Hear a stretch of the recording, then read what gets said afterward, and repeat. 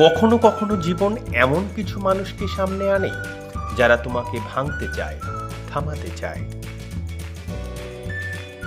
আর তুমি ভাবো প্রতিশোধ নেবে। কিন্তু বিশ্বাস করো, সবচেয়ে বড় প্রতিশোধ হলো চুপচাপ নিজের উন্নতি করা। ওরা ভেবেছিল তুমি পারবে না। তুমি দেখাও তোমার জেদ, তোমার পরিশ্রম কেমন হতে পারে। তাদের নাম না নিয়ে, তাদের ক্ষতি না করে,